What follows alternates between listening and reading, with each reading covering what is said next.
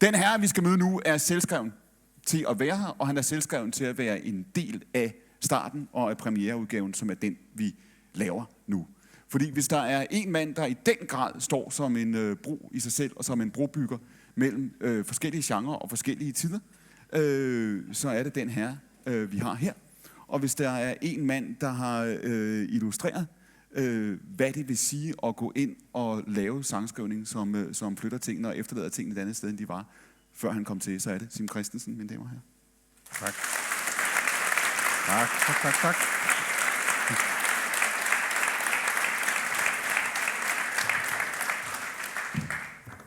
Er du den, du gerne vil være? Og det er fandme et vildt spørgsmål at åbne op med. Ja, det tror jeg faktisk, jeg er. Det ved jeg jo ikke. Jeg havde ikke en plan, da jeg var, I don't know, 5, 10, 15. Man bliver jo til det, man er vel. Langsomt, gradvist. Og jeg er glad for, at den jeg er. Er det ikke bedre, tænker jeg?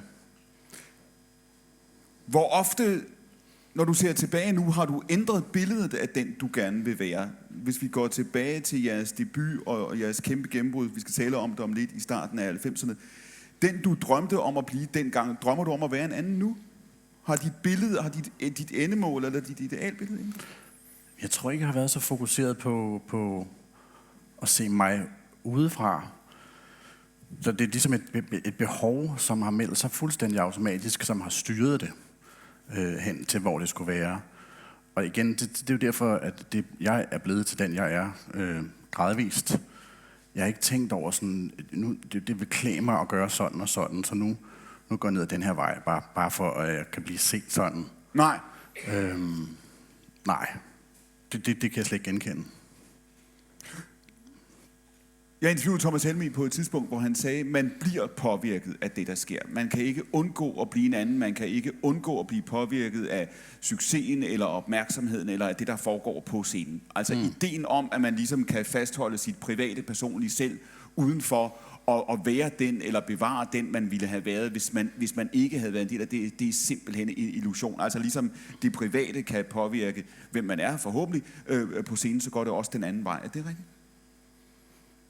Det er virkelig super interessant, men også svært at svare på, fordi igen, jeg tror, jeg er nødt til at hive fat i med et behov. Hvis man er i stand til at høre ens eget behov, så er man nødt til at gå med den. Og det gør der. Altså, det danner der.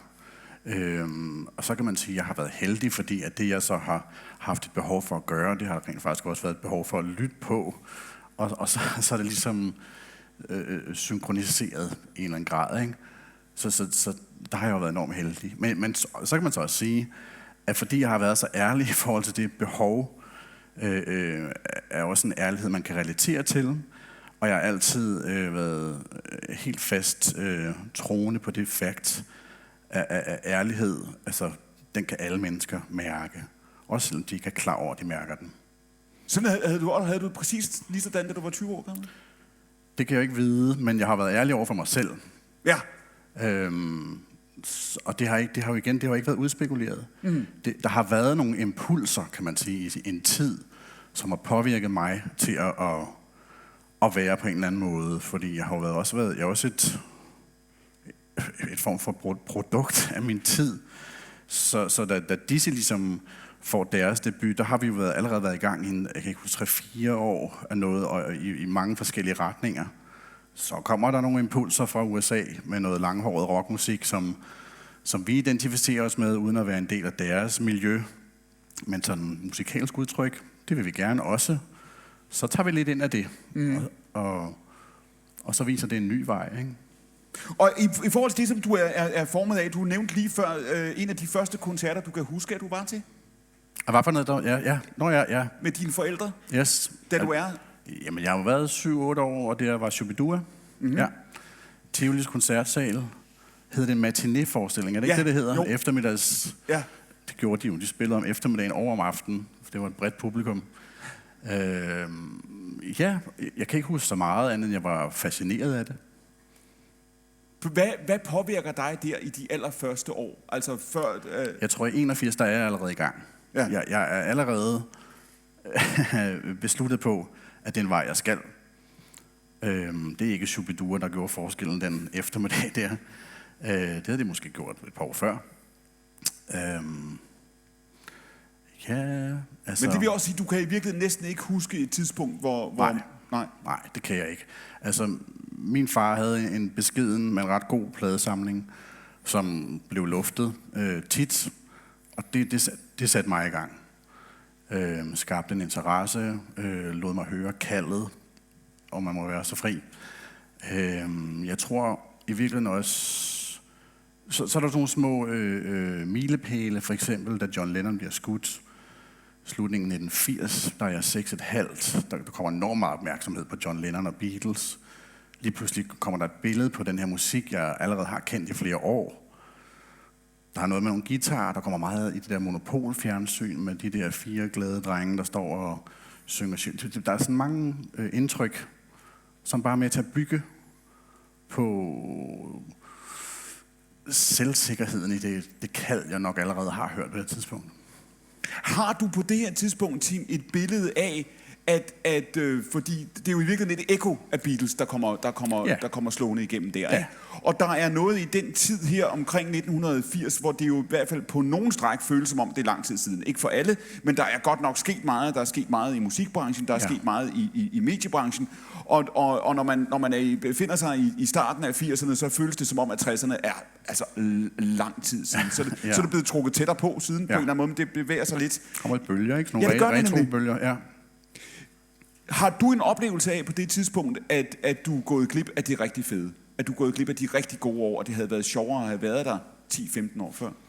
Jeg har nok ikke tænkt det så konkret, men jeg kan godt huske, at jeg kom i skole i starten af 80'erne, og mine klassekammerater, mine jævnaldrende kammerater, de ligesom også begyndte at lytte til musik.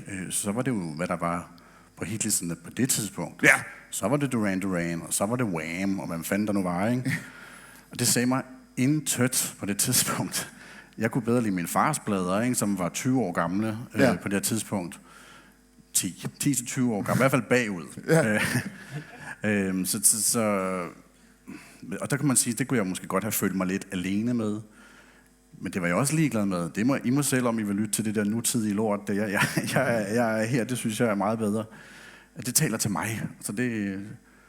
Og så kan man sige, så lidt fremadrettet, så kunne jeg godt se, at jeg føler mig måske en lille smule særling-agtig, ved at jeg hører gammel musik, og de andre hører ny musik, osv. Så på den måde har det været retrospektivt. Har du nogensinde fået en Wham og Duran Duran-fase? Senere? Ja. Ikke Wham, den har jeg til gode endnu. Det kommer. Du skal bare vente. Det kommer alt, ja. Nej, men så vil jeg så sige, for at vende tilbage til det med at Dizzy ligesom debuterer, og det musik, der kommer især fra Seattle, ikke? Med den nye rockbølge. Den rammer jo tiden. Det bliver jo også til hitlistemusik. Og der er vi totalt synk, føler vi selv, både med at vi er i gang med bandet, og vi forstår det, de laver, og det taler til os. Det er ovenikøbet på hitlisterne, det som publikum lytter til. Og før vi ved af det, så er vi selv i gang. Og så bliver vi også lyttet til, ikke? Og så stikker det af. Hvis vi prøver et øjeblik, det må vi jo godt her, det er jo faktisk derfor, vi er her. Hvis vi prøver lige at forestille os, at Seattle-gennembruddet ikke var kommet. Ingen Nirvana, ingen Pearl Jam, ikke noget af det her. Ja. Men at tiden ligesom er gået i stå. Ja, det er en uhyggelig tanke, ikke? Jo.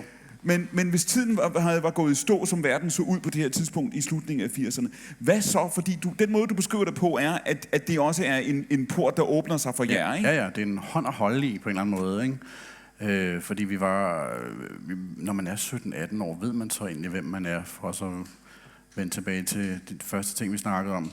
Nej, og det vidste vi jo heller ikke. Altså, vi vidste, at det der med guitar, det var sjovt, altså at spille sammen, det vi kunne også mærke, at det fungerede. Men de ting, vi spillede, var jo i øst og i vest, og der manglede en retning på det. Og så hele den der forsinkelse, der også kan være, ikke? Fordi det var vi måske følte os mest hjemme, da vi startede. Det var jo den der pudel rock, især fra Los Angeles. Og den var jo allerede ved at være lidt gammel og slidt, da vi nåede til den, ikke?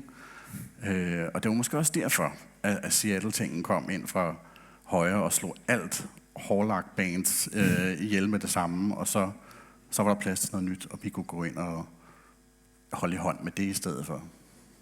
Men netop nu du siger det der med metal-genrerne på det der tidspunkt, og pudelrocken på det der tidspunkt, der siger du, det havde ikke været fornøjeligt for jer at skulle være det nye Europe. Nej, så er der jo... Det er jo svært at snakke om, men der skete jo andre ting end Seattle-rocken på det tidspunkt. Ja. Der vil jeg så måske nævne et band, som var meget retrospektiv, og som jeg var utrolig glad for. Mens alle skulle have Doc Martens på, og ring i næsen, og stage dive, og crowdsurf og sådan noget. Så var der samtidig også et band, der hed Jellyfish. Jeg ved ikke, om der er nogen, der kender Jellyfish, men de var meget, meget... Det var Queen, det var Beatles, det var Beach Boys, og så var det hippie, altså, og det var på et tidspunkt, hvor at det kunne man ikke tage seriøst. Altså, det var... Og de gjorde heller ingenting af sig. Der skete intet. Og det er skidesynd, for de lavede 2 plader, som jeg synes jo er måske 90'ernes allerbedste plader, efter min mening. Hvis vi skal høre 30 sekunders Jellyfish, hvad skal vi så høre? Okay, shit. Der er et nummer, der hedder... Og det er vildt svært. King is half undressed. Hvor der er et nummer, der hedder... Går der DJ i den nu? Ja, det er det, der gør. Hvad siger du? Half undressed? Er der nogen, der kender Jellyfish? Ja. Hey. Ja.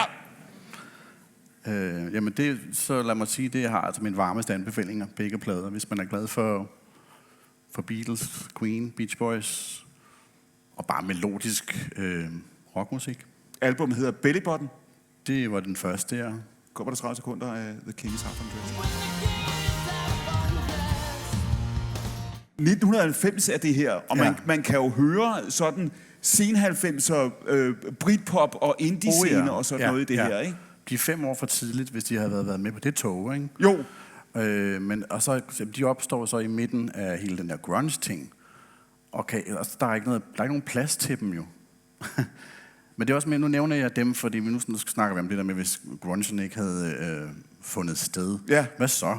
Det er den uhyggelige verden, jeg prøver at placere dig i. Men hvis jeg bare har Jellyfish, så er jeg ikke så bange, tror jeg. Nej. Hvor meget oplever I på det tidspunkt, at grungen kommer som det er noget, der tillader jer, kan man sige, og også at vende jer mod jeres egne inspirationskilder, ikke? Siger du ligesom?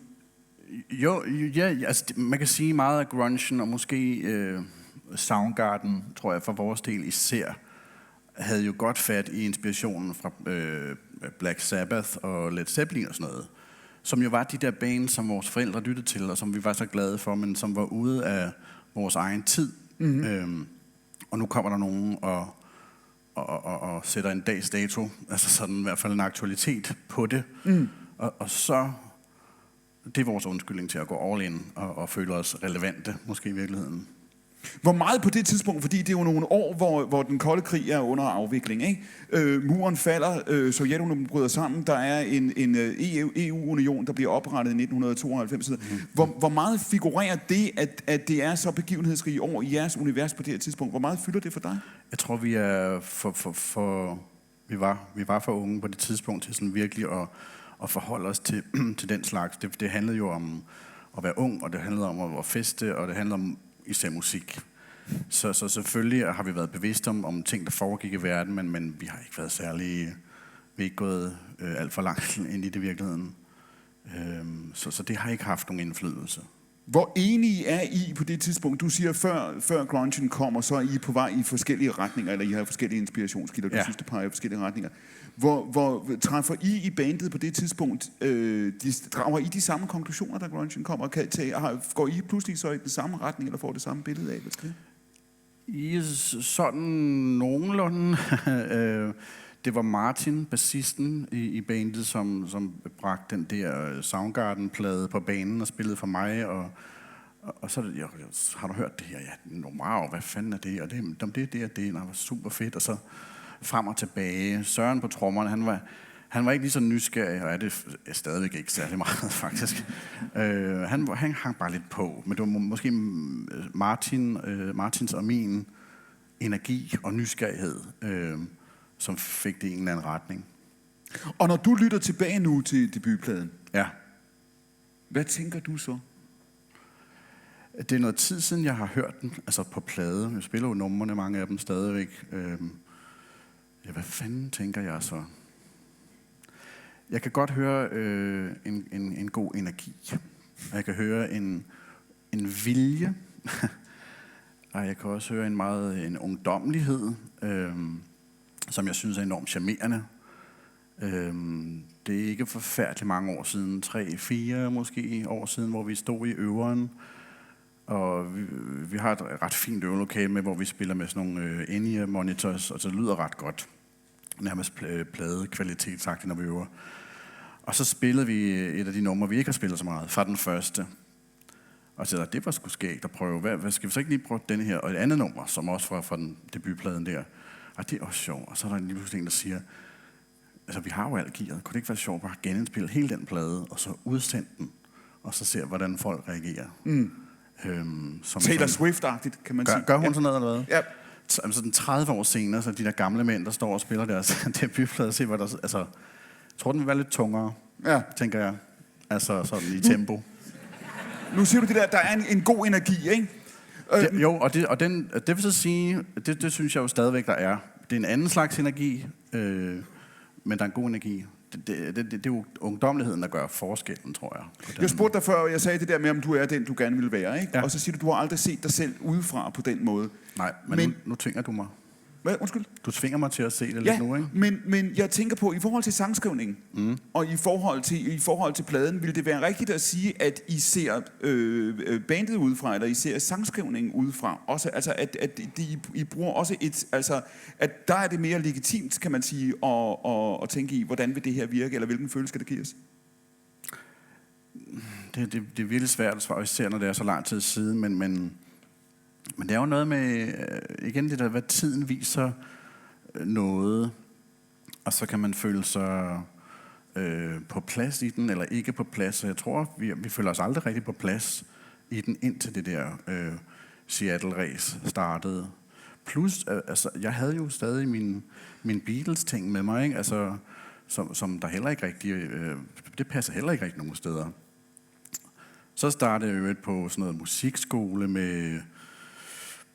Jeg vil gerne ind på rytmekonservatoriet, og jeg kunne ikke noder og de her ting, som det krævede dengang. Det gør det så åbenbart ikke mere.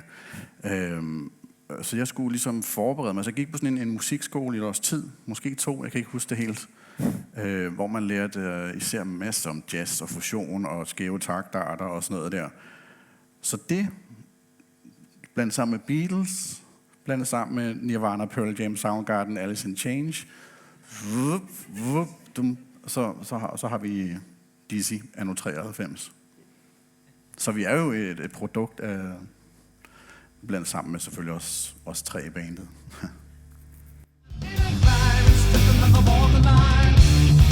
Det klapper vi lige af. Hvis...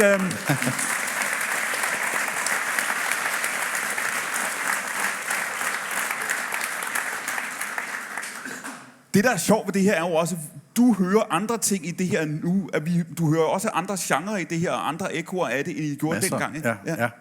Og jeg hører også... altså, jeg kan høre, at jeg er forkølet, for eksempel. På det her, den optagelse. Og så... faktisk nu du spørger, hvordan jeg oplever det i dag. Men jeg oplever en selvsikkerhed, når jeg hører det. Det kræver fandme noget selvsikkerhed, og spille sådan et riff der og bare skide på det hele, ikke? Og hvad mener det om på det tidspunkt? Altså, jeg synes ikke, der er særlig meget grunge over det der riff. Nej. Nej, det er altså, meget klassisk heavy metal, det her. Det er lige før, ikke? Det er nærmest noget mere, altså Metallica, et eller andet. Nu Flemming Rasmussen sad jo i går, hvor du sad, ikke? Ja. Og der lykkedes det os jo også på, og der nåede vi jo at tale om Kim Larsen, og Metallica selvfølgelig ikke, og Maltese Falcon, og det var der, vi var. Og du ved, og Mew. Ja. Hvor vi så er fremme omkring årtusindskiftet, hvor han producerer. Og det er jo derfor, jeg siger, at når vi lytter til det nu, så hører vi det på en anden måde, end I har gjort dengang. Ikke? Ja, for mig er det nu, altså, at den her Dizzy-plade, det er jo sådan noget classic rock nu. Ikke? Altså, jo. Det synes jeg ikke, det var på det tidspunkt. Det hedder heller ikke classic rock, når man laver det i en nutid. Der er også den, nu nævnte du før, da du talte om Jellyfish, du nævnte referencerne Beach Boys, men også Queen og sådan noget. Ja. Der er jo noget teatralsk i det her på en eller anden måde, ikke? Ja, måske. Som også ligger i grunge, Nirvana og sådan noget. Altså, det er Here We Are Now Entertainers. Ja. Det er som om, at der også er en af de ting, samtidig med, at der er ægtheden og oprigtigheden, og du ved, skovmandskjorterne, og vi skal ikke, og det skal ikke være poleret, det må ikke være Duran Joanna Whammer, nej, og ikke noget pudenhår, ikke noget hårlak, så er der samtidig en anden selvbevidsthed, eller en anden selvisindtagelse. Man kan høre det på temposkiftet her. Det her er en sang, der godt ved, hvad den gør. I tror sådan, nej, nu skal I bare høre, ikke? Ja. Altså, ja, i forhold til den måde, som Nirvana var entertaining på, så var det jo nærmest noget anti-entertainment, ikke? Fordi det var jo noget med at kigge ned, altså på sine sko, og lade energien tage over, og udtrykket i sig selv, frem for at være enormt iscenesat. Det var jo ikke iscenesat på nogle måder, og det var det jo så i virkeligheden lidt alligevel, men jeg tror ikke, I tænkte i udgangspunktet. Og sådan har vi jo også selv haft det. Men der er et element af drama, eller hvad kan vi kalde i musikken. Det er det, jeg mener med iscenesættelsen, ikke? Jo. Altså nu tror jeg, at vi er der, når din vokal kommer ind, så er det som en fugl, der hænger højt over lydbilledet. Ikke? Altså hvis vi forventer, at du skal growle, og du skal komme ned fra. Nej. Vi er heroppe, ikke? Altså på den måde er der en, og det er det, jeg mener med selvbevidsthed. Men det var altså... Jeg havde jo ikke noget som helst growl-værktøj. Jeg havde min stemme, og det er ligesom den, jeg er nødt til at bruge på det her. Jeg er jo sammensat af mange forskellige ting, jeg godt kan lide. Så jeg er nødt til at tage det her, som jeg rigtig godt kan lide, og så det her, som jeg også rigtig godt kan lide. Og så, når jeg sætter det sammen, jamen, det er ikke blevet sat sammen med andre før, så bliver det ligesom til sig selv, til noget for sig. Og det er måske det der hvis man kan snakke om noget af lidt Dizzy-agtigt i dag, hvis man hører et andet band, som jeg er jo stødt på et par gangt. Det lyder enormt Dizzy-agtigt. Hvordan lyder det Dizzy-agtigt? Altså, jo, men så er det måske netop de der ingredienser, som vi har haft til rådighed, og som vi har mixet, og som har gjort vores ting. Og i forhold til det her med inspirationskilderne, ikke? Når du taler om McCartney og din Beatles-inspirationer der, den følsomhed, eller hvad vi nu skal kalde det, den melodiøsitet, ikke? Altså Blackbird, det her med, altså videre. Hvor bevidst er du om det på det her tidspunkt, at der er den her sammenstilling mellem det sådan lidt biagtige på den ene side, og så altså Judas Priest på den anden? Jeg tror ikke, jeg er særlig sådan bevidst om det i forhold til selve sangskrivningen, men den er jo en ingrediens. Melankolien er jo allerede en ingrediens til min musik fra den allerførste plade med Dizzy. Måske særligt tydelig på Silver Flame, Love is a Loser's Game, sådan nogle steder, men egentlig også nogle steder i de lidt mere voldsomme numre. Og den melankoli er det er jo en del af mig, og den er jo... jeg kan ikke rigtig fortælle, hvor den kommer fra. Ikke fordi jeg ikke vil fortælle det, men den bor bare i mig. Og der har været et behov for at give den en stemme. Men det har jeg ikke været bevidst om. Så det med at finde musikken, det med at finde guitaren, det der med at opleve, at jeg er god til at sidde og spille guitar og synge nogle melodier, som i virkeligheden kan røre mig selv. Så er jeg i synk med et eller andet her. Nu har jeg et udtryk, nu har jeg en selvforståelse, og så kan man, jeg bliver ved med at sige mand, og sådan, men så kunne jeg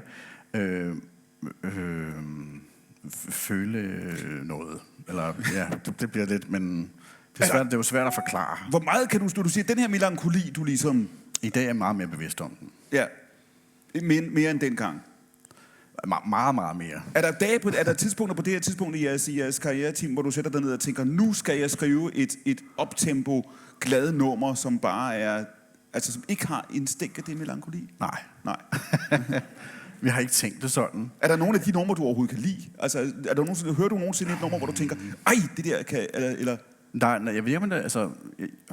det er også svært igen, fordi det forhold, jeg har til sangene fra den første Dizzy-plade i dag, det er jo med en afstand. Meget stor afstand oven i købet.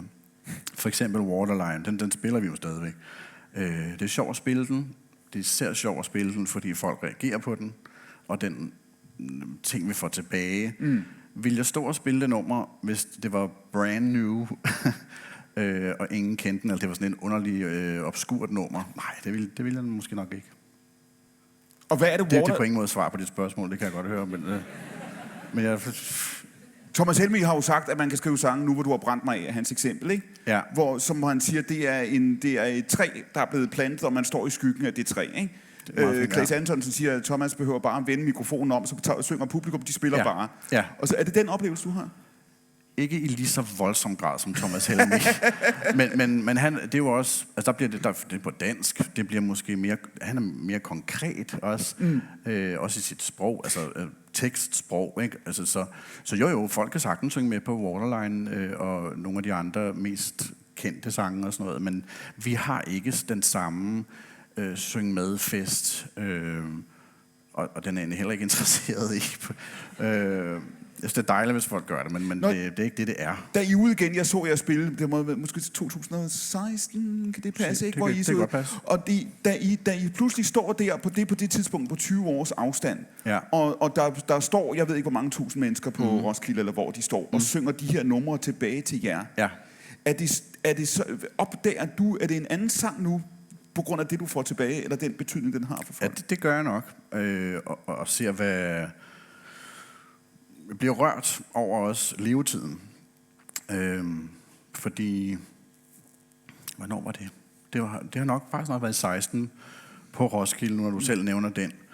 Der var sådan en... Jeg oplevede sådan en YouTube-video, hjemmevideooptagelse, hvor vi fra Roskilde spiller på Orange om eftermiddagen, spiller Waterline, og så er der en fyr, der filmer, en pige, der filmer meget, meget langt bagfra, og kan se også 3 små op på scenen der, og Orange scene i fuld udgave der, og så hele pladsen er helt op at ringe på det nummer der, ikke? Og hop, og på et tidspunkt så drejer han kameraet rundt, og så da han vender sig om, så kigger vi ind i muren, det vil sige, at han står på den absolut sidste række på Kanderby publikumspladsen, ikke? Som bare er sådan en indikation, at det her nummer har, at det er alle. Det er ikke sådan, de første 10 rækker synes, det er det fede. Det var det hele, og det rørte mig utrolig meget, tror jeg. Og hvorfor gør det så det? Men det er jo måske, fordi blandt bare har, den lever i folk, og mange af de her mennesker, som stod der den dag, har været med det. Det har også haft muligheden for, at nogle nye kunne hoppe på. Silver Flame ved jeg også eksisterer stadigvæk ude på gymnasierne. Det kan jeg også være enormt stolt af. Jeg tænker, for fanden spiller ikke snart noget andet? Det gør det også, men det synes jeg er ret fint. Er der noget, var der et tidspunkt under corona, nu havde vi Annika på her til morgen, ikke? Og hun havde 23 udsolgte koncerter, som blev aflyst, fordi coronaen kom, ikke? Var der tidspunkter, jeg synes, der var øjeblikke under den der nedlukning, når man sidder så koncertoptagelser fra Glastonbury, eller så et andet, hvor man tænkte, hvad der sker? Hvad laver alle de mennesker sammen? Hvordan tør de være der? Hvad er det her for noget? Ja. Altså det der med, at hele det her live-element forsvandt så voldsomt, som det gjorde, tænker jeg, da man kom ud, jeg husker, der var til den første koncert efter corona, som var om eftermiddagen i Tivoli, og hvor man går fra at høre på det her bånd, der kører over højtaleranlægget, til at nu går bandet på, og der er den her lidt mærkelige stilhed, før bandet går på, og man kan ligesom høre, nu går forstærker på, og så går bassen på. Og man kan pludselig mærke, Gud, de spiller rigtigt, og vi er her nu, og solen skinner, og vi er ikke døde alle sammen. Altså, er der noget i den, er der været noget i de sidste 3-4 år, Tim, der har gjort den her skrøbelighed og den her tydeligere for os? Ja, det tror jeg helt bestemt. Nu vil jeg sige, det som i mit tilfælde, det som den der nedlukning gjorde, den aflyste udsatte nogle koncerter for os, men det var sådan, altså, jeg ved ikke, hvordan jeg skal forklare det, men der var et eller andet i mig, som det var lidt kærkomment. For det var en gratis pause, som jeg måske havde mere brug for, end jeg selv var klar over. Så lidt egoistisk set, så tænkte jeg ikke så meget over det lige i starten. Jeg var mere nervøs for, hvad fanden sker der, går jorden under, og dør vi alle sammen nu. Jeg var mere bekymret på den måde. Jeg tænkte faktisk ikke særlig meget på koncerter og live-koncerter. Da det så havde stået på i noget tid, så begyndte man jo at indordne sig. Så begyndte jo de forskellige arrangører rundt omkring i landet at lave sidde-ned-koncerter udenfor, stille og roligt. Og på det tidspunkt, der har jeg jo haft min lille sidegeschæft kørende med, du ved, hvor det bare er mig en akustisk guitar, som jeg også føler fungerer rigtig fint. Så det kunne jeg jo tage ud og spille med, og mærke, at verden står stadigvæk, og det er fint. Det passer enormt godt til der, hvor jeg selv var. Og så blev den så langsomt optrappet, ikke? Og så fik Dizzy jo udsendt deres seneste plade, og jeg tror, det var året efter, så lavede vi sådan nogle 21 sidde-ned-koncerter. Så ligesom det har været sådan en langsom optrapning. Og da vi så, var det omkring, jeg kan ikke huske, om det var sommeren 21, eller var det sidste år, står der, hvor det ligner fuldstændig det samme, som det gjorde før coronaen. Der var ligesom om det aldrig var sket. Det var sådan en underlig fornemmelse. Så nu er det bare, så er vi tilbage, fedt, så kører vi. Det er meget specielt. Ja, og det er også det, altså jævnfør det, vi sidder og taler om nu, når vi sidder og springer frem og tilbage i tid på denne her måde, ikke? Fordi man kan sige, at coronaen kommer også på et tidspunkt, hvor Spotify, havde jeg sagt, har ændret det her, ikke? Det er godt nok en anden musikbranche, det er en anden koncertbranche, altså hold kæft, der er meget, og hvis man vil finde grund til i dag som ung musiker, ikke at gå ind i musikbranchen, så skal man ikke lede ret længe, vel? Nej, altså, der vil jeg også lige tilføje, fordi nu sidder jeg og snakker om, hvordan jeg har overlevet coronaen, og det bliver sådan lille smule, måske lidt selvisk, men det er jo sådan, som jeg oplevede det. Jeg har også oplevet kollegaer, som har knækket nakken på det, ikke? Fordi de fik fjernet deres levebrød i en forvejen super svær branche, især for de bands, som ikke har fat i forvejen. Og det er lidt spændt på at se, hvad konsekvensen bliver af det, for den tror jeg først, vi kommer til at se nu. Og her snakker jeg om i forhold til ny musik, der bliver lavet, hvor gennemarbejdet den er og sådan noget, ikke? Nu kan jeg mærke, nu begynder jeg så at danse lidt over til den snak om da streamingen ligesom totalt overtog for det med pladesalget, og at musikerne begynder at tjene meget mere mindre, end de gjorde før i tiden, og hvad det også gjorde for de bands, som ikke rigtig har fat endnu, som er nødt til at have et job ved siden af, får meget mindre tid til at lave den musik, som der kræver, der bliver brugt tid på, og så videre. Det er måske en anden snak, det her. Men, du sagde før det der med, at du var privilegeret, når man går tilbage, når man ser på jeres det kæmpe gennembrud i forår. Det er det jo, det er det jo virkelig, ikke? Ja. Altså, I står, det er, selvfølgelig er der folk, der oplever succes tidligt i deres karriere, men der er forskel på at få altså, det kæmpe gennembrud, I får så tidligt, som det er for jer, og så på at få det, når man er 30 eller 35, ikke? Jo, men også i den tid. Fordi der var mere fokus, synes jeg, som jeg oplevede det, en vej. Det skete oftere, det der med, at vi alle sammen lyttede til den samme ting i en periode. Der er vi meget mere splittet i dag, ikke? Så det, at vi har fået vores gennembrud i en tid, hvor alle kunne fokusere det samme sted hen, bare i et stykke tid, det gjorde jo også, at vi kunne sætte os bedre fast. Og at vi stadig kan være her i dag, fordi vi har gjort et indtryk på utrolig mange mennesker. Der tror jeg desværre i dag. Altså, fordi jeg tror sgu nogle bands kan godt være, at de får et hits, måske 2 eller et eller andet, og ikke nødvendigvis det samme sted. Altså sådan, du ved, lidt rundt omkring. Men først om 5 år husker vi det stadigvæk. Jeg tror, det falder meget hurtigere, end det gjorde i gamle dage. Og det er jo også her, hvor I står, altså man kan jo se lidt sådan på det, at I har ligesom en, nu sagde jeg det der før med, at du bygger broer, man kan også se det som lidt som en tunnel, ikke? Altså at der er godt nok, altså den succes, som I havde, eller det gennembrud, som I fik, giver jer en værdi nu, det er også det, du siger, det giver jer en base, som er hvor det at komme ud nu i en mere fragmenteret offentlighed, er et meget anderledes sted at være også, ikke? Ja, virkelig. Altså, og vores orkester, på trods af, at vi har solgt mange plader, dengang man solgte plader, og har sange, som folk stadig kender i dag, og sådan noget, så rent streaming-wise, altså, der er vi jo nærmest til grin, ikke? Vi altså, vores mest streamede sang, det tror jeg nok er Silver Flame, som har, 10 millioner, det lyder måske meget, men det er en brøkdel af, hvad Gilly gør hver gang. Så vi er jo en lille bitte artist, sådan streaming-wise. Til gengæld, når vi så kommer ud og spille koncerter, så sker der noget andet, ikke? Så kommer folk. Så det er det vi lever af. Bliv ved med at komme. Ja.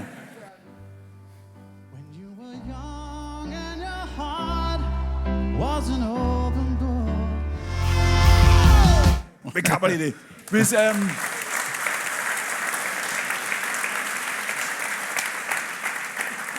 det er dig og The Damn Crystals, og der er mere end en grund til, at jeg spiller det her, men start lige med, hvis ikke... Det er et ret enestående nummer, synes jeg, det her, på mange måder. Ja, jeg vil ønske, at jeg har skrevet det. Ja. Jo, og genremæssigt, apropos, og det er også, nu hørte vi Waterline før, ikke? Ja. Altså, der er noget med genresammenfaldet. Lad os lige prøve at tale om det her nummer. Hvis ikke at Paul McCartney havde skrevet det her nummer, det her, så vidt jeg ved, er det med på alle hans live plader, ikke? Det tror jeg, det er en live favorit i hans verden, ja. Hvis ikke han havde skrevet det, hvis ikke at det ligesom lå i hans skal vi sige, altså diskografi her, hvad ville det gøre for vores billede af, hvem han er som sangskriver, eller hvad vi ved om ham, eller hvad han kan? Wow, det er også et godt spørgsmål, altså. Det ved jeg ikke, altså, han har jo skrevet det. Ja, det ved jeg godt. Det er derfor, så jeg spørger. Det er jo den verden, vi er i, jo. Og det tror jeg ikke, jeg kan svare på. Men fordi det er jo et... Altså, på en eller anden måde, det er jo et atypisk nummer for musikhistorien. Ja, det er det også. Ja. Det minder ikke om ret meget andet, vel? Nej, altså, så vidt jeg ved, har han skrevet det på nærmest 10 minutter. Altså, ja. Og konen skrev broen ind i midten, ikke? Det der reggae-stykke, så vidt jeg ved. Linda. Han havde læst bogen, filmen var ikke lavet, han havde læst bogen og fik så lov til at synge, vist som den, altså det første rocknummer, ikke, der bliver et James Bond-tema. Men når jeg spørger selvfølgelig, er det jo fordi, at det viser os noget om ham, ikke? Altså. Jo, det gør det virkelig, altså, og han, det er jo ikke nogen hemmelighed, han er jo en af mine absolut største helte, men det er jo fordi, jeg synes, han er så stærk melodisk, altså, og han taler både et bredt og originalt sprog, melodisk. Jeg synes også, han har masser med den der melankoli med, som jeg har været glad for at kunne relatere til. Og jeg synes faktisk, der er lidt af begge dele, både det melankolske, men også det der rock'n'rollet energiske i de her numre, ikke? Altså rigtig meget. Ja. Jo, og det er jo et spøjs nummer, fordi nu er det også, at jeres udgave her får det jo også altså et meget metallisk udtryk, ikke? Altså på den måde, at det åbner ligesom op til det, samtidig med, at du har reggae-elementet, samtidig med, at det jo også, altså hvis det lyder af noget, han har sagt, lyder det jo af Queen i virkeligheden, som kommer det der sådan lidt senere, teatralske. Og nu siger du det der med det melodiske. Hvad er det? Kan du forklare ind til detaljen og ind til benet, hvornår kan man høre på en melodilinje, at det er Paul McCartney, der har skrevet? Det tror jeg ikke, jeg kan forklare, men det, jeg synes, han er, det er, at han er meget naturlig. Det føles meget naturligt. Jeg tror ikke, jeg kan komme det meget nærmere. Sådan har jeg det jo også selv, når jeg skriver sange. Jeg kan jo godt sidde og prøve at tvinge det frem, og prøve sådan at være smart med at prøve at designe en melodi. Men nogle gange, når jeg bare tager en guitar, og uden at tænke over noget som helst, bare tager en akkord, måske 2, måske 3, og bare synge fuldstændig, uden jeg når at tænke over, hvad jeg synger, så har det en naturlighed og en ægthed. Og nogle gange, så er det altså det, der er det allerfedeste. Fordi nu har jeg en 5-årig datter, og vi har sådan et lille trip, når vi sidder ved morgenmad om morgenen, og det kan også være med eftermiddagen for den sags skyld, men når jeg sidder og spiller guitar, det er ikke altid, hun synes, det er fedt, fordi det tager lidt opmærksomhed fra hende jo. Men så nu har jeg knækket koden, og det er at finde på noget sammen med hende. Så jeg tager nogle helt random akkorder, og så begynder jeg bare at synge præcis den situation, der er lige nu. Mm-hmm. Og en ting er, at jeg skal tænke over, hvad det er, og hvordan jeg formulerer det sådan tekstmæssigt. Men der skal også melodi med. Så hvordan kunne det lyde, for eksempel? Det tør jeg ikke. Men det jeg gerne vil fortælle med det er, at så kan jeg synge, ej, det er fint, du får cornflakes i dag, eller et eller andet, ikke? Og så finder vi et eller andet på, hun er også begyndt jo at rime. Så kommer hun op med den næste linje, og så rimer hun på det der med cornflakes i dag. Hvad rimer på cornflakes i dag? Nå, ja, det kan jeg ikke, nu bliver jeg jo fanget her. Men det der er det melodisk interessante ved det her, der kommer en melodi fuldstændig ud af det blå, der bliver sat på cornflakes i dag. Og den melodi, den er ofte den, der sidder fat i mit hoved resten af dagen. Det er ikke en, jeg har siddet og designet, og nu skal jeg være clever og imponere nogen med nogle skæve akkorder og noget. Det er kommet fuldstændig intuitivt. Og det har en ægthed og en naturlighed over sig, som har noget power. Mm. Og den power, det er det, jeg tror, at Paul der er virkelig god til at overgive sig til. Jeg synes, han er blevet dårligere til det med årene, men han skal jo ikke bevise noget. Han skylder ingen noget som helst. Men det, hvor han er bedst, det tror jeg også, det falder ham meget, meget naturligt. Om et øjeblik åbner vi for spørgsmål her, og nogle stykker før pausen. Vi bliver lige på det her med Paul McCartney et øjeblik. Vi kommer også til at tale i går med Steffen Brandt om lidt om McCartney. Der ser ud, altså, som om der er nogle tråde her, der indgår. Det er vel ikke helt tilfældigt. Vil det være rigtigt at sige, Tim, den naturlighed, du taler om nu, altså når han spiller Blackbird, når han spiller Yesterday, når han spiller Let It Be, og nogle af de her sange, som jo pudsigt nok også er nogle af dem, der er nogle af de sange, der er mest coveret nogensinde, ikke? Og lavet flest coverversioner på. At det er som om, at man indimellem, og det er en generalisering, men man indimellem på de ting, Lennon laver, kan man høre, hvem de rigtig gerne vil være. Altså med Lennon? Ja. Man kan høre, hvem han rigtig gerne vil være. Man kan høre, hvad han rigtig gerne vil. Man kan, der er en, og det siger jeg ikke som en kritik, men altså, der er et nummer, som Come Together, lige meget, hvor altså, fantastisk det er, kan man også mærke, hold kæft, de vil gerne være dem, der laver Come Together. Ej, det vil de godt nok gerne, ikke? Jo. Og når du taler om den naturlighed, som Paul McCartney har, som jo også kan være sådan, at selv hvis du på det tidspunkt har levet i et sted i verden, hvor du aldrig har hørt Buddy Holly, eller du aldrig har hørt Elvis Presley, eller du aldrig har hørt noget af det, der er gået forud, men kommer ud fra en svensk visetradition, vil du kunne høre Blackbird eller Yesterday, ikke? Klart. Men det er jo igen den naturlighed, som jeg tror, han er mester i at overgive sig til. Bare at lade det flyde igennem ham, ikke? Eller, jo. Ja. Og det er det, jeg tror, der taler til så mange mennesker. Så har han bare evnen til at gøre det på den fedeste måde af os alle sammen, ikke? Det er i hvert fald sådan, jeg opfatter det. Og den, når man så har, fordi det her har vi jo så de to, altså det som nogen vil se som yderpunkterne hos dig også, altså hos Dizzy selvfølgelig i en vis forstand, men også hos dig, når man tager din solo-ting med fra den akustiske guitar i den ene ende, og så hele vejen over til det her meget Iron Maiden-agtige i den anden. Opfatter du selv det her som modstillinger? Det tror jeg ikke engang, jeg har tænkt over. Måske gør jeg jo nok. Jeg kan i hvert fald godt...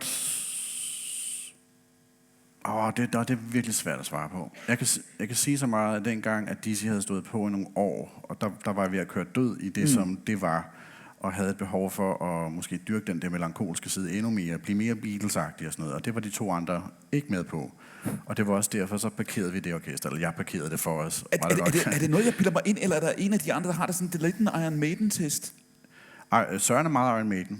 Ja, trommeslager Søren, ja. Så hvis det ikke lyder en lille smule som Iron Maiden... Hvis han ikke kan fyre noget Nico McBrain, som Iron Maidens trommeslager hed, ind over min Paul McCartney-ballade der, ikke? Så dur det jo ikke. Jeg har en historie om...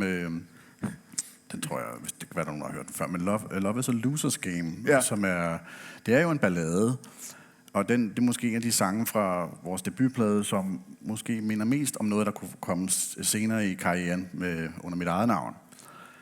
Og den sang, da jeg havde den med i øvelokalet, den synes de var noget lort, fordi de kunne ikke se sig selv i den. De synes, det var en dårlig sang. Det har de nok ikke synes, de bare synes, det passer ikke til os. Og det synes jeg var rigtig irriterende, altså fordi jeg synes jo selv, det var en skidegod sang. Så jeg gik hjem, og så tænkte jeg, hvordan får jeg dem til at æde den? Og så gik jeg sådan i trommemode derhjemme på lårene, og så fandt jeg på sådan et avanceret trommerytme, som godt kunne passes ind i omkvædet der. Og så næste dag i øvelokalet, så vi skal lige prøve den her sang igen. Jeg har en rolle til trommerne, den siger sådan her, og så det her lidt små avanceret beat der. Så havde jeg lige pludselig aktiveret Søren over på trommerne, så han skulle sidde og koncentrere sig om det her. Det var jo sjovt for ham. Og så kunne jeg stå og være melankolsk Paul McCartney over det, og uden de vidste af det, så var Love is a Loser's Game, den sang, den er på pladen, ikke? Så ja. I dag, der spiller jeg den bare alene, fordi de gider den ikke. Altså, Men den at være...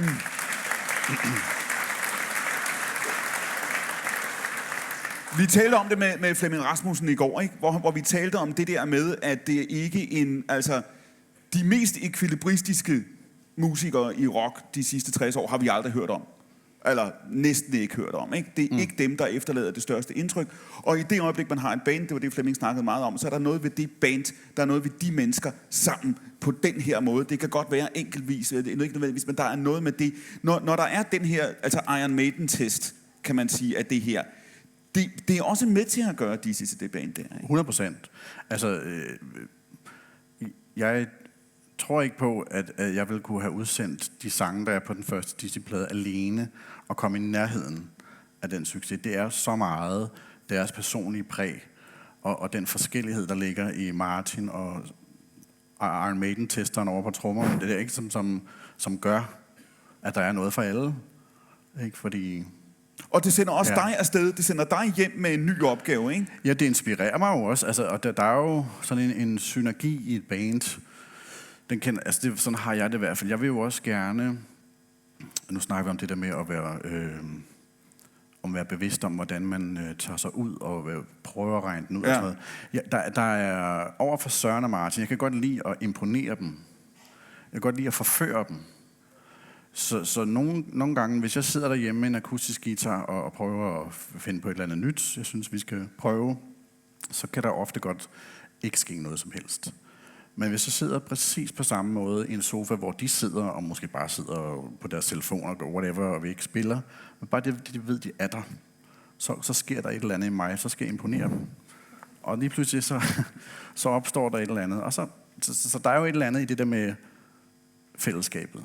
På mange måder. Fordi der er en ting af fællesskabet, når vi spiller på samme tid, at det gælder på en eller anden måde, ikke? Og det lokker ind. Men bare vores sådan tilstedevær. Og, ja. Det er lidt svært at forklare, men der ligger noget forførelse i det der forhold, man har til hinanden i et band. Spørgsmål? Ja, og vi kommer en mikrofon flyvende, og formatet her er, at man lige rejser sig op og præsenterer sig, og vi klapper lige af alle, der rejser sig op. Så vi starter her hos den her. Værsgo. Hallo. Det er lige et spørgsmål til dig, Tim. Først så vil jeg sige tak for din musik, både med Dizzy og dit eget. Det er jeg super glad for. Tak. Mit spørgsmål er lidt til den nye kommende Honeyburst-turné. Ja. Der er jo rigtig glad for at se Lars Gerbæk med. Ja. Og Nikolaj af gode grunde ikke kan være med. Men jeg så, at Olaf er ikke med. Olaf er ikke med. Så mit spørgsmål til dig var, om du har haft en tanke eller kontakten op til ham, eller om det er... Ja, det har jeg. Ja, det er godt. Jeg har faktisk fået det spørgsmål nogle gange. Ikke så meget på Olaf specifikt, men folk har spurgt til, nu når den her Honeyburst jubilæumstur skal i gang, og sådan noget, hvem er holdet? Og det synes jeg, det er da dejligt, at I spørger, men ville I også gøre det, hvis det var Thomas Helmig, der skulle ud på tur? Hvem er holdet, du stiller op med? Men jeg tror, det som det er, at der har været nogle ret karakteristiske profiler med på mit solohold. Og Olaf, nordmanden der på, jeg ved ikke, der er sikkert nogen, der godt kan huske ham, på trommer, var jo helt klart måske den allermest karakteristiske af dem alle. Og han er jo ikke...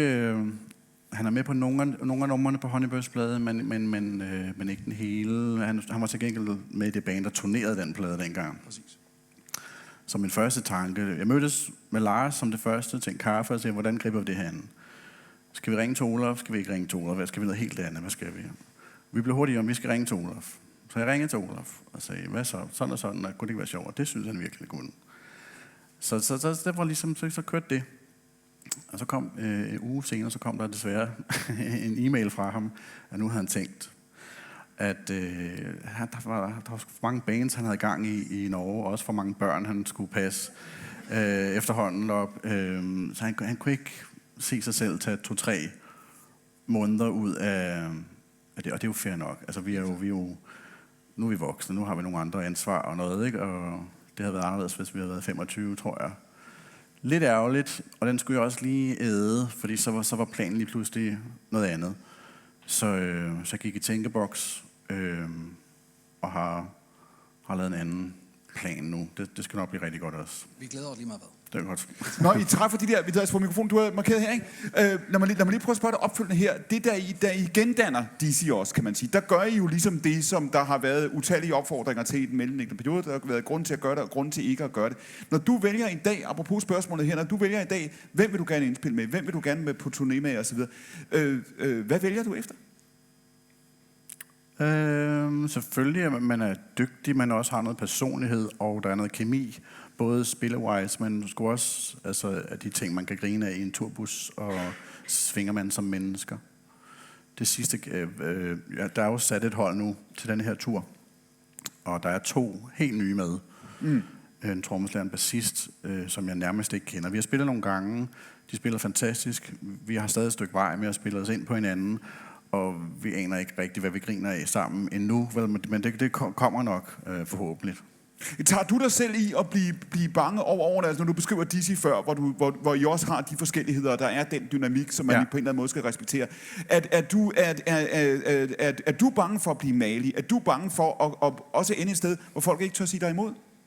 Ja, det er faktisk et godt spørgsmål, fordi jeg ved ikke, hvor meget jeg kan snakke om, og skal snakke om det måske, men vi havde sådan en lille testøver med det nye hold for ikke så lang tid siden, bare lige for at tage temperaturen på, hvor stor er den her opgave for at få det her materiale op og køre på bedst muligt.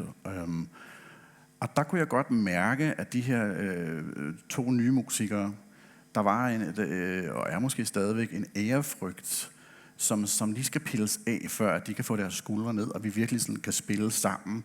Fordi til at starte med, så bliver det lidt, vi står med Tim Christensen og en plade, som vi kan huske fra dengang vi var 5 år gamle, ikke? For de er jo noget yngre. Der er en eller anden, hvad skal vi kalde det, en lille benspænd, som ikke er så fedt. Det skal lige...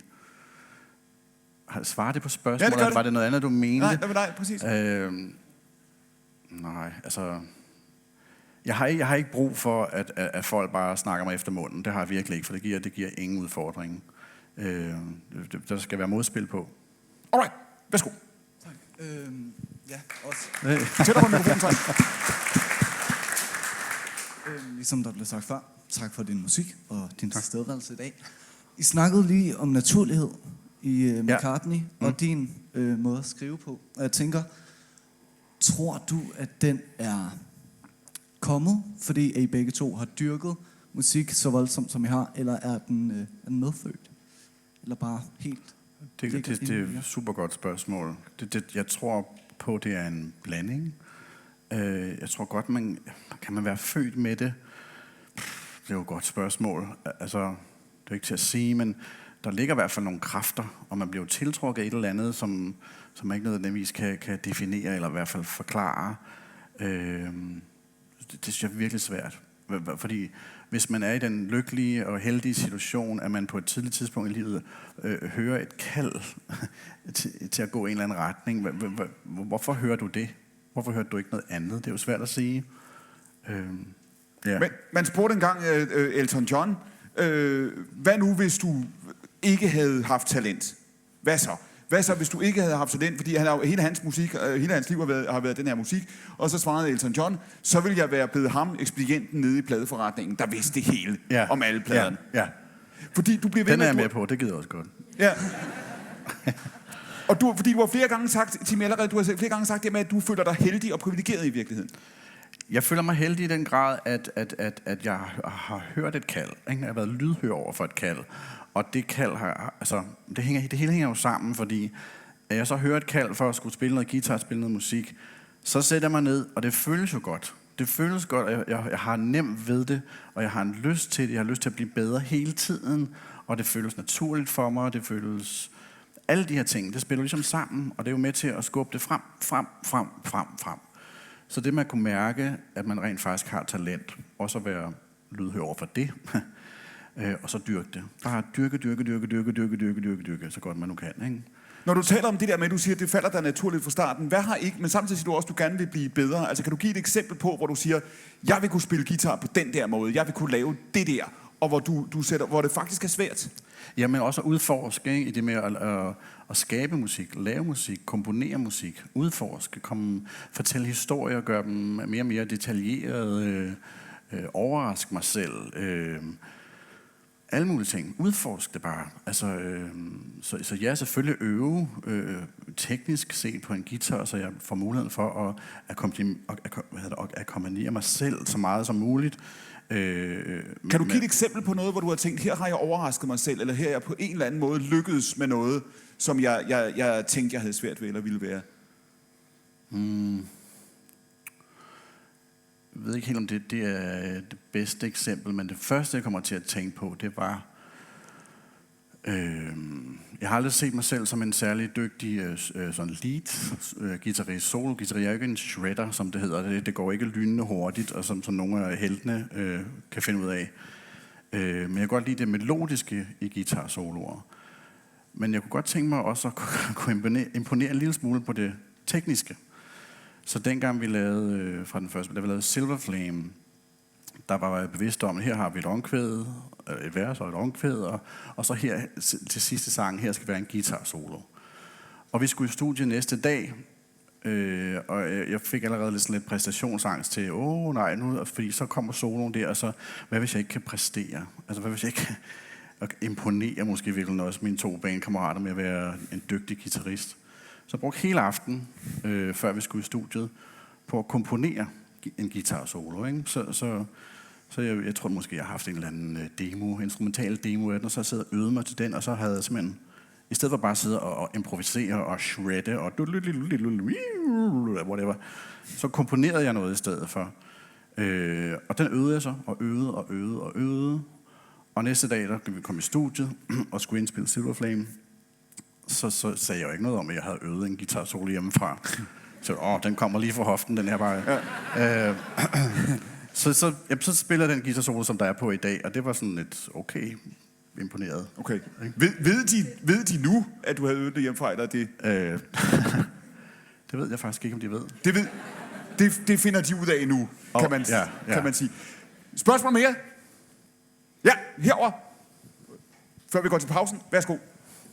Og vi klapper lige igen. Ja. Alle, der tager ord. Jamen igen, tak for musikken. Jeg hedder Morten, og har det spørgsmål, at har du nogensinde haft en plan B? Nu gik det ret hurtigt med at komme i gang med karrieren, men hvis det ikke havde blevet musikken, hvad havde det så blevet? Jeg havde i hvert fald en plan B i forhold til det med at søge ind på det rytmiske konservatorium. Fordi jeg havde jo ikke nogen idé om, at jeg skulle kunne leve af plan A. Der var en plan A. Det var der helt klart. Altså, jeg ville jo musikken, men havde jo ikke noget begreb om, hvor svært det i virkeligheden var, og hvor heldig man egentlig skulle være for at kunne bryde igennem til et sted, hvor man rent faktisk kunne nå ud til et publikum, som også gad at købe nogle plader, så man også kunne leve af alle de her ting. Jeg har slet ikke nogen virkelighedsfornemmelse i det.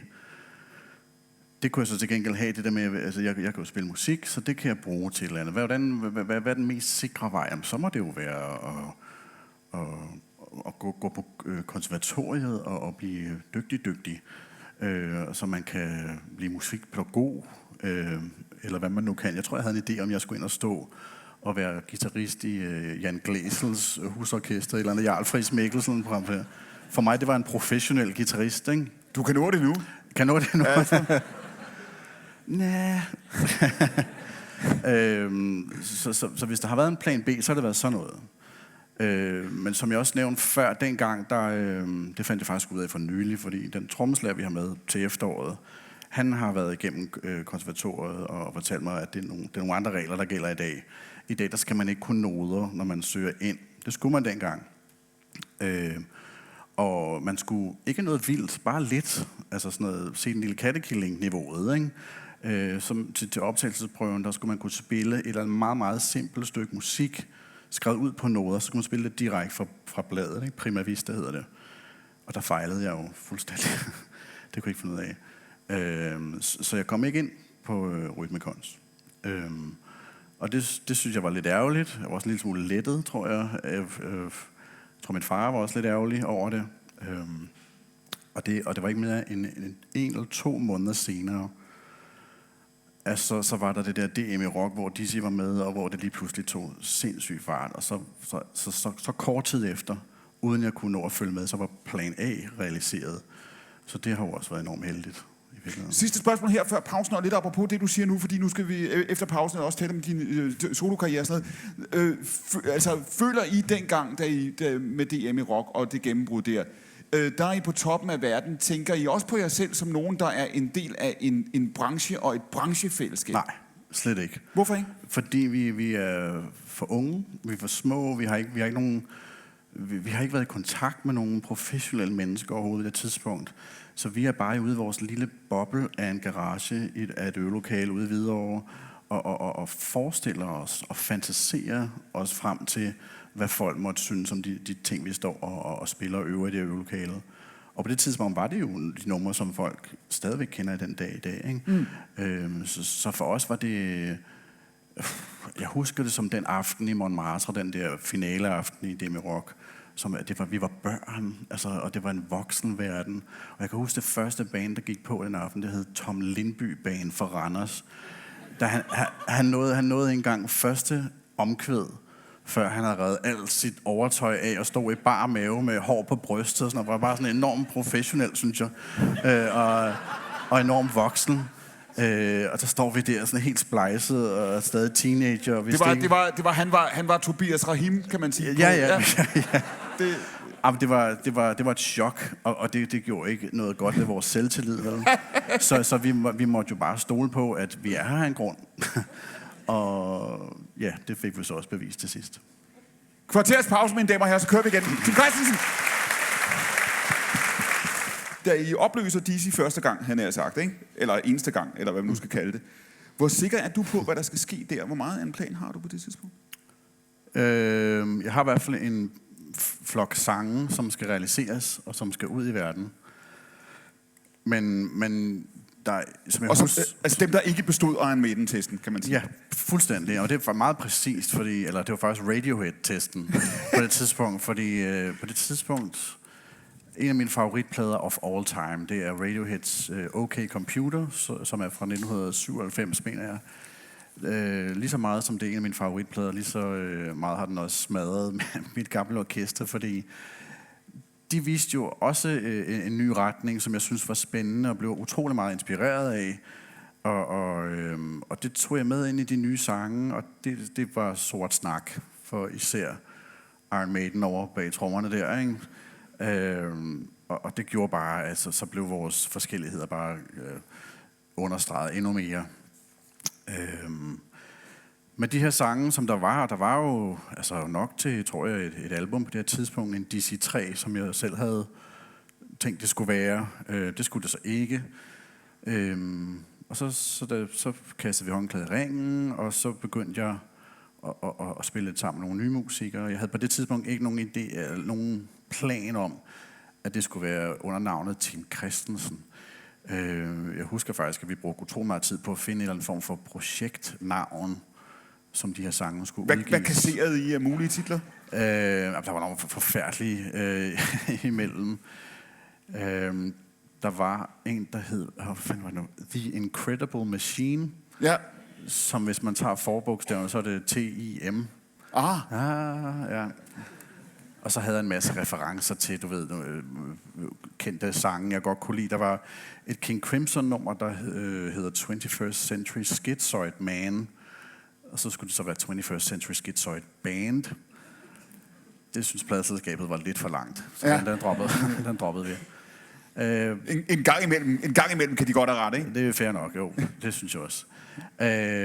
Til sidst så kunne vi kunne ikke beslutte os for noget, men så må det være Tim Christensen. Og det var nærmest det sidste øjeblik. Så min første soloplade er det materiale, som vi øvede med DC, inden vi gik i opløsning. Og som så bare er udsendt under mit eget navn.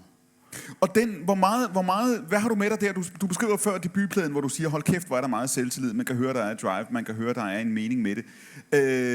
Mærker du den selvtillid på det tidspunkt? Ja, det gør jeg, men alligevel lidt mere ude på dybt vand, fordi jeg ikke har 2 gamle venner at holde i hånden. Så jeg er lidt mere on my own. Men en ven, jeg trods alt har at holde i hånden, det er jo selve musikken.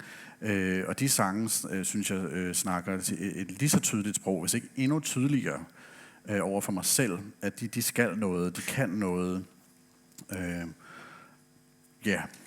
Så der var også en selvsikkerhed i det. Hvilken rolle spiller tekstuniverset her? Fordi da I laver den første DC-plade, der har du jo senere sagt, at I også havde en meget, kan man sige, en æstetisk tilgang til teksterne. Vil det være rigtigt at sige? Det var meget pænt sagt.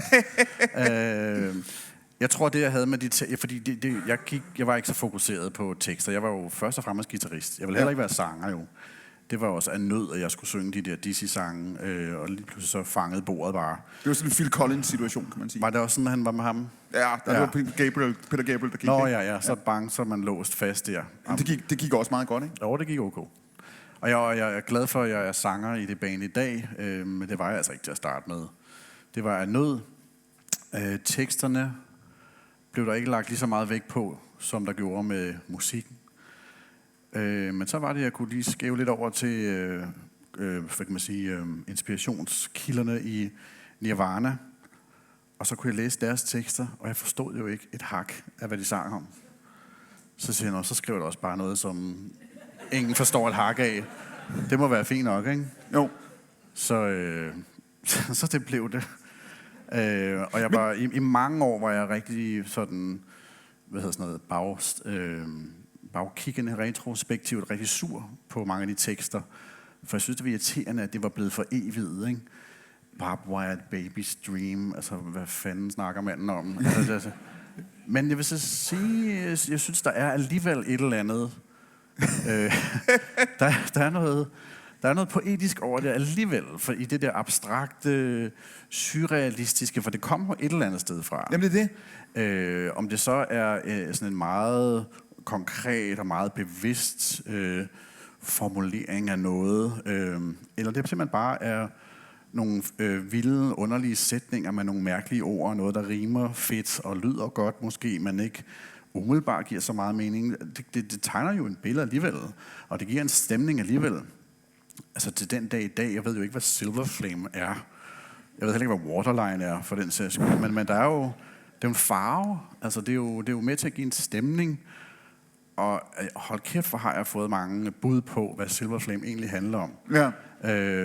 Og der er aflagt gennemgangen af teksten i gymnasieklasser, der har haft det som projekt, og det handler åbenbart om narkotika og stofmisbrug, og jeg har aldrig skænket det en tanke, vel? Men et eller andet sted kommer det fra. Så. Og når du siger det der med, at du sagde før, at sangskrivningen, eller rettere måske sangene i virkeligheden, er en ven, der holder dig i hånden. Ja. Vi var også lidt, altså fordi det virker jo som om, Tim, at det er ligesom den klippe, der også er, ikke? Altså at du har en tillid til sangene. Ja. Før Dizzy, under Dizzy og på det tidspunkt også, ikke? Jo. Ja. Og måske også en tillid til talentet, hvis man må sige det sådan. Og da jeg nåede til min solo-ting der var jeg jo kommet op i midten af 20'erne, og også havde været ude at smage på kærlighedens smerte og sådan nogle ting, og havde større behov for at udtrykke det, og være mere konkret, mere præcis. Og det blev det så også. Ture gør det også i virkeligheden. Så der er en kæmpe forskel, synes jeg selv, fra tekstuniverset på måske især den første Dizzy, og så min egen første soloplade. Er du sangskriver, før du er noget andet? Sådan generelt set? I din egen, er du sangskriver, før du sanger, før du er guitarist? Ja, det vil jeg faktisk sige.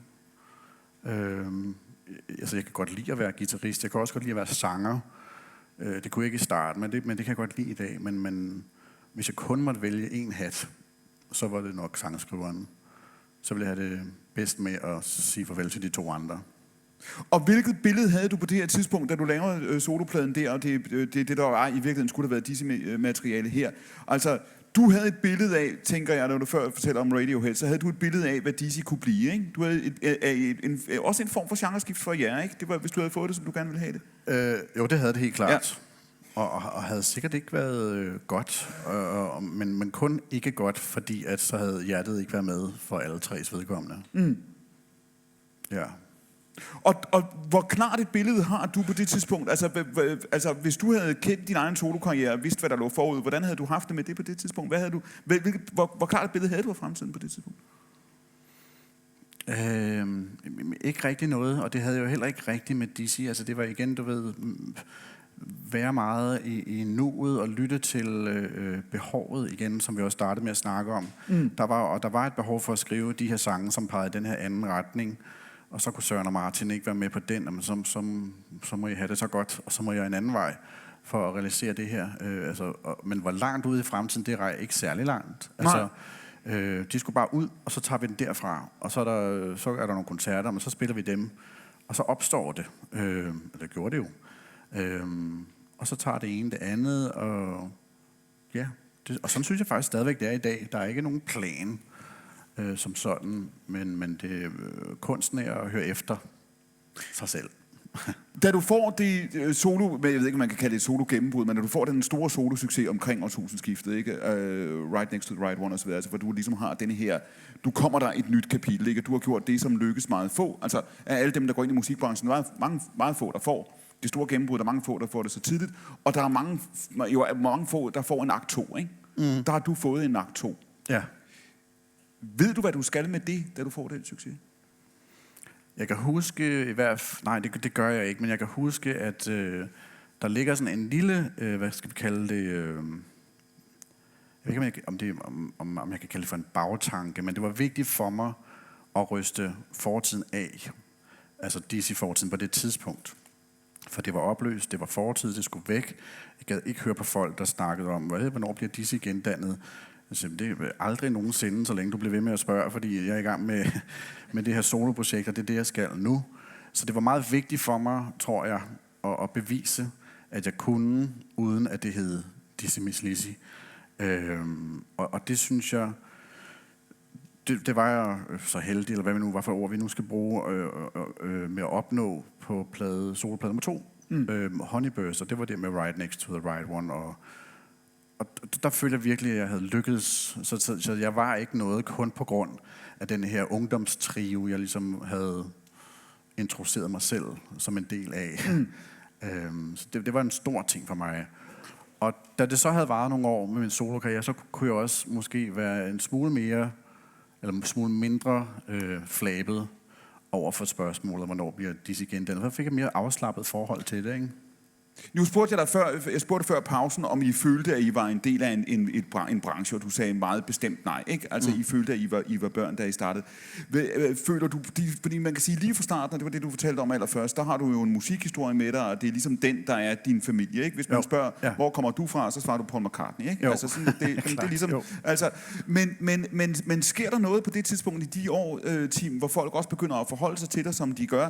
Altså, føler du, at begynder du at se dig selv i en anden form for kontekst, musikhistorisk kontekst, og i den danske branche også, og så videre. Får du et andet billede af det? Ændrer det sig? Jo, det gør jeg måske nok, altså, men man får også, jeg fik jo flere og flere indtryk, og mere feedback fra folk, og begyndte også lige pludselig at få en historie, ikke, som folk kunne referere til lige pludselig. Kan de huske dengang, hvor et eller andet, man får noget alder på karrieren. Så det gør jo også noget. Men der har hele tiden været altså det med at skabe musikken som absolut hovedformål her. Men det er faktisk også svært at svare på. På hvilket tidspunkt har du nogensinde været i tvivl om det ville blive ved med at være lige godt eller lige sjovt? Har du haft perioder, hvor du har tænkt, nu ved jeg simpelthen ikke, hvor jeg skal hen?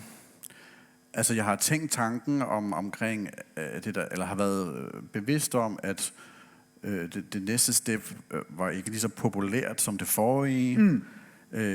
Men endelig har haft det fint med det. Det har ikke været det, der har drevet mig. Det handler ikke om, at jeg skal lave noget, der er populært, og det skal være mit fix, for det er det ikke. Der har heldigvis, kan jeg sige, hele vejen op til nu, og også forhåbentlig mange år endnu, været nysgerrigheden intakt. Og den har været der hver gang, og der har været en lyst, og der har været nu snakker vi om, der ikke er nogen plan. Der er jo selvfølgelig en lille plan, altså sådan lidt fremad, ikke? Med de ting, jeg skulle. Hvor jeg egentlig synes, at den sidste Dizzy-plade er det allerbedste eksempel på, at der er en nysgerrighed til at ville udvikle noget, undersøge noget, udforske noget i den her musik, og det er den her unit, som det her band er, den ting, vi kan sammen. Og det føler jeg helt klart lykkedes på den sidste plade. Det er, jeg tror, hvis man kan oversætte antal streams til det, der var pladesalg engang, så er det sikkert vores absolut mindst populære plade. Det rører mig overhovedet ikke, fordi succesen for mig ligger i, at det lykkedes. Jeg føler, det lykkedes. Ikke? Min mission er lykkedes. Vi tager lige et halvt skridt tilbage faktisk, til der I begynder at eksistere igen, kan man sige, ikke?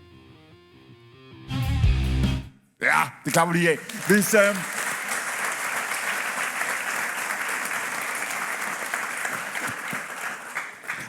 hvilke tanker har de, da I går sammen igen?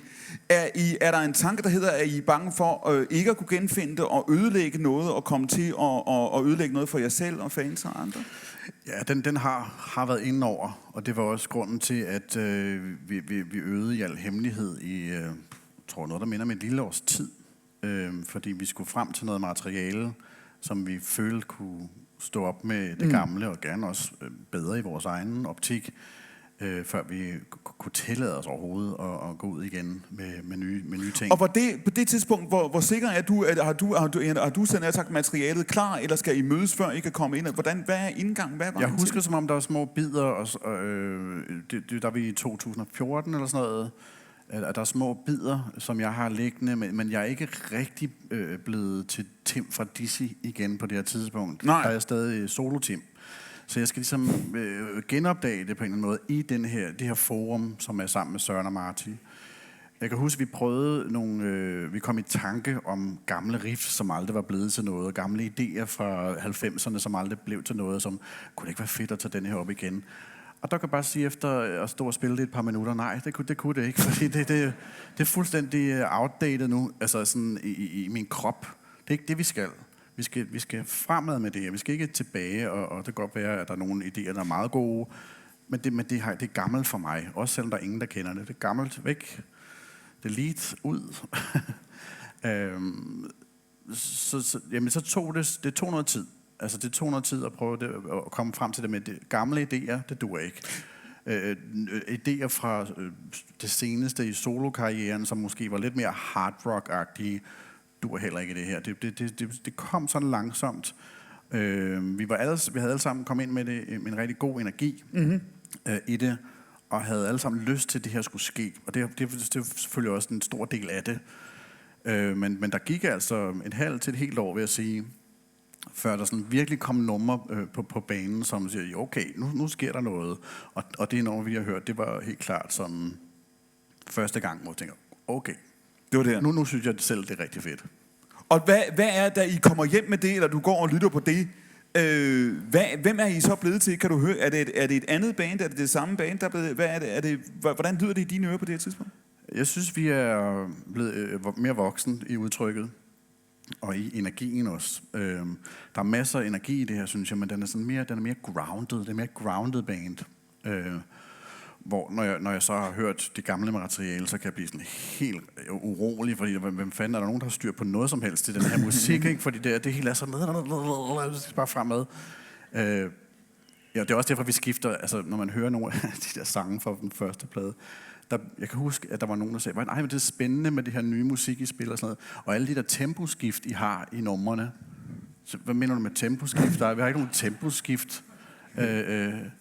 Og så senere fundet ud af, at det er fordi, at vi ikke har styr på vores eget tempo. Så fra vers til omkvæd, der ryger vi bare sådan helt vildt hurtigt op og ned igen. Men for mig var det jo bare et energiboost i numrene, hvor nogen har set det som et temposkift. Det var ikke det, der var meningen. Ja, Da Steffen Brandt sidder her i går, og med øjeblik, mine damer og herrer, sidste mulighed for at stille spørgsmål, jeg advarer jer bare. Da han sidder her i går, der taler han om det der med, når han kan finde på, når han står på vej ud af døren, og så står guitaren ligesom og taler til ham. Så tænker jeg der står lige en ølkasse. Jeg kan lige se benet op på den ølkasse. Jeg kan lige tage to. Jeg kan bare lige tage 2 akkorder. Jeg kan bare lige tage 2 akkorder. Jeg skal lige prøve, ikke? Og så siger han, en gang imellem, så opdager man, når man så tager gitaren, så er der et andet, ikke? Måske Cornflakes i dag, som det kommende hit, som du talte om. Kommende børneplade, hvad hedder det? Nå, men du skal ikke. Nej, altså, der er Søren, hvad hedder det? Ramachan, Ranger, hvad hedder det? Det er et stort marked, der ligger der er et stort marked, ja. Hvad hedder det? Og så siger han, en gang imellem siger han, når man så har gitaren og har det der, så tænker man, der er noget her, der kan blive godt. Ja. Altså, der er ikke en hel idé, der er ikke en fuld idé, men han har en oplevelse af, at der er noget løfterigt her, hvis jeg kan bære det hele vejen igennem. Ja. Så spurgte jeg ham i samtalen i går, og så sagde jeg, hvis du taber det på vejen, altså hvis du taber en idé på vejen, der er noget, der ikke lykkes, der er noget, der ikke på en eller anden måde overlever den der proces hele vejen igennem, kan du så samle det op igen? Og så siger han, nej. Ja. Det kan ikke lade sig gøre. Gamle idéer, dem kan man ikke. Har du det samme? Det er super interessant, fordi jeg kan godt også have det sådan. Nu er jeg jo blevet far i en lidt sen alder, så det der med at have børn og sådan noget, så skal man jo indordne det lidt efter det. Og jeg kan ikke bare tage en guitar anytime, når der melder sig et eller andet, der bare skal ud og laves og gøres færdig i øvrigt. Så det er i små glimt oftest, ikke? Altså, og så er det jo med ens telefon der er en diktafon-app på den. Og så indspiller jeg de her 10 sekunder, jeg får lov at have med min guitar en gang imellem, ikke? Og så er der en idé, og så ligger den der. Så vender jeg tilbage til den, bliver jeg ved med at sige til mig selv, ikke? Der ligger måske tusindvis af idéer på den skide diktafon der. Og kommer jeg tilbage til dem sådan for alvor? Ikke rigtigt. Hvis du åbner det, hvad så? Kan du huske, hvad du har tænkt? Ja, det kan jeg. Og nogle gange, så kan det godt tænde mig. Men så kommer der en lille en, og så skal vi lege Lego-klodser, og så ryger jeg væk igen. Alright, der er et spørgsmål her. Hvis du rejser op i gang.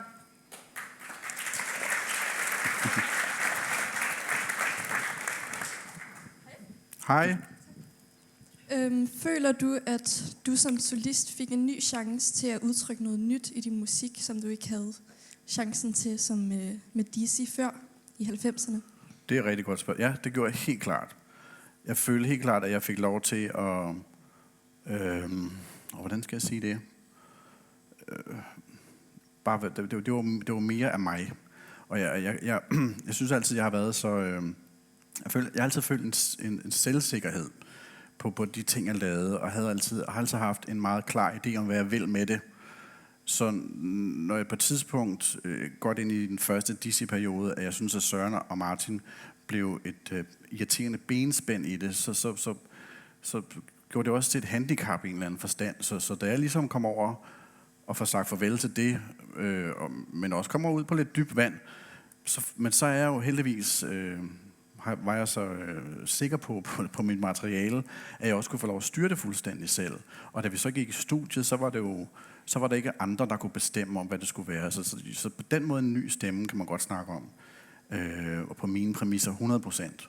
Og det elskede jeg i mange år, indtil det blev lidt kedeligt. Så ringede jeg til Søren og Martin igen. Alright, spørgsmål hernede, værsgo. Den her der.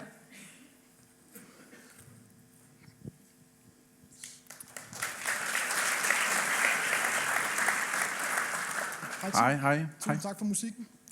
Tættere på mikrofonen, tak. Ja, man siger jo, at man ikke skal møde sine helte. Ja. Har du mødt nogle af dine musikalske forbilleder, og hvad for en oplevelse har det været? Det har jeg. Jeg har mødt Paul McCartney, nu snakker vi om ham tidligere, 2 gange. Den første gang var jeg 17, der spillede han i København. Og det er en længere historie. Den er ikke så spændende lige nu.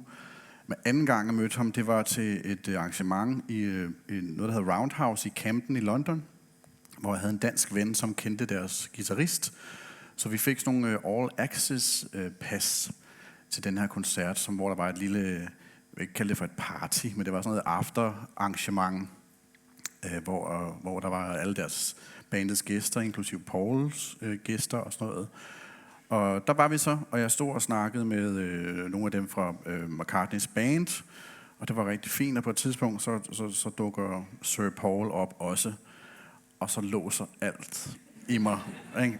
Og jeg kan ikke finde ud af at gå hen til ham. Altså også på et tidspunkt, hvor han står lidt, og hvor man godt kunne være gået hen. Det kunne jeg ikke. Det ender så med, at min gode ven Henrik, han kan se, at nu er Paul faktisk ved at sige farvel til folk i det her selskab, så hvis vi skal nå det, så skal det være nu. Så han siger, kom Tim, nu gør vi det fandme. Nu går vi over til Paul. Og så gik vi hen til Paul, og så stod han og snakkede med en eller anden, jeg kan ikke huske, hvem det var.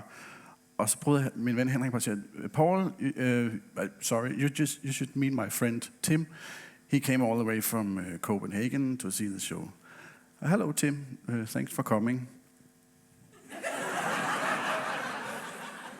Jeg kan ikke huske, hvad jeg sagde. Sikkert bare thank you and nice concert eller andet. Og så var der ikke mere. Og så smuttede Paul. Hvad fanden skal man sige? Ikke? Hvad tænker du, når vi startede med Beatles, og vi sluttede med Beatles, med meget passende på? Jeg var 30 år gammel, vil jeg sige. Jeg var ikke 8 eller. det her med, at du er overrasket over, altså til synligheden kan man jo stadigvæk finde en dokumentarfilm, ingen har set, og det her det er en historie, der kan fortælles igen og igen. Er det fair, Tim? Er det fair, at Beatles indtager den her position, de gør? For mig har de jo nærmest været en eller anden form for regelsæt, som har været en virkelig stærk og brugbar guide til den her meget abstrakte verden, som er musik. Så ja. Alright. Spørgsmål her. Vi skal derovre en gang. Ja, værsgo.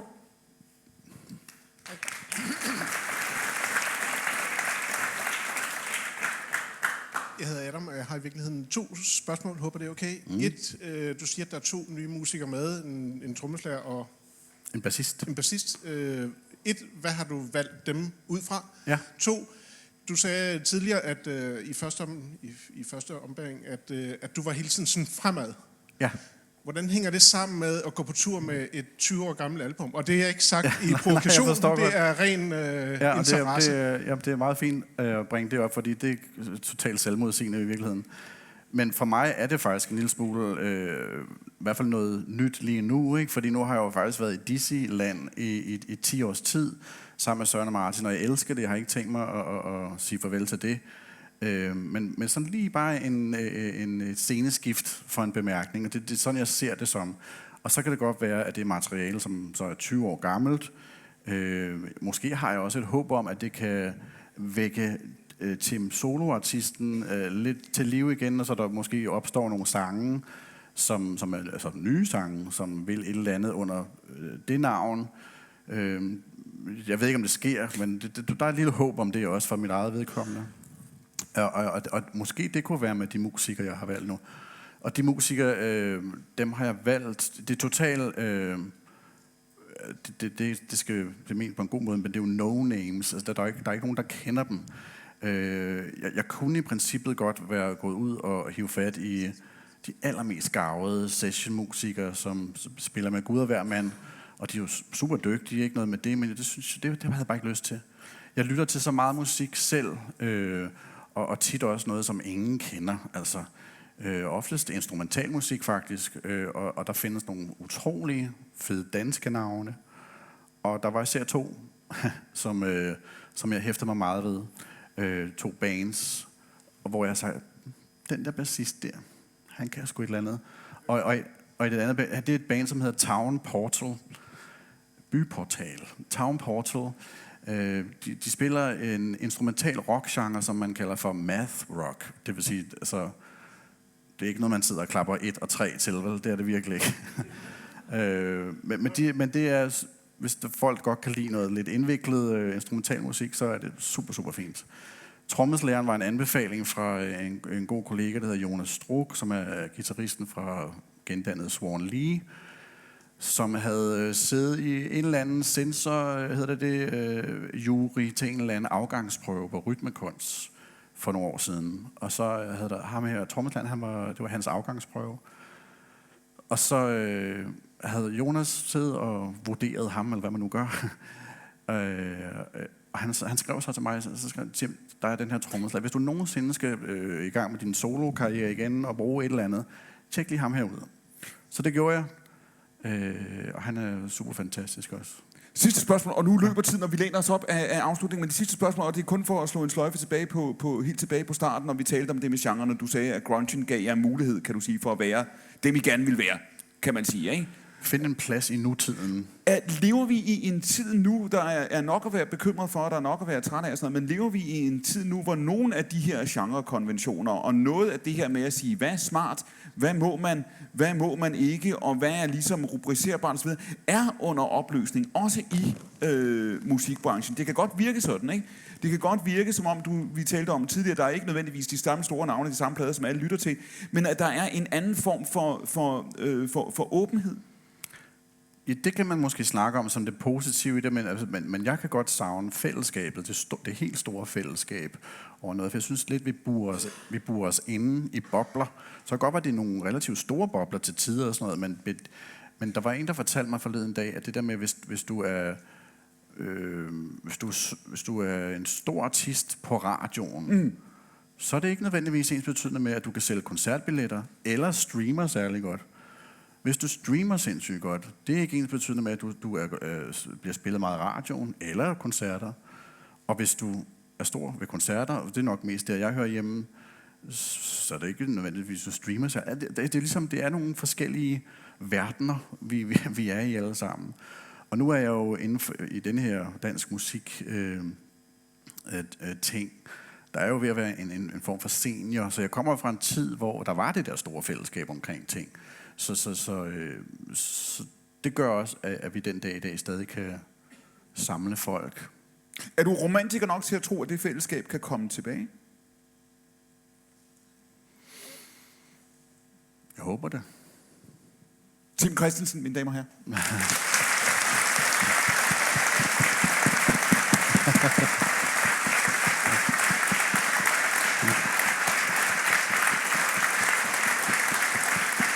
Super. Tak for det. Tak. Ja.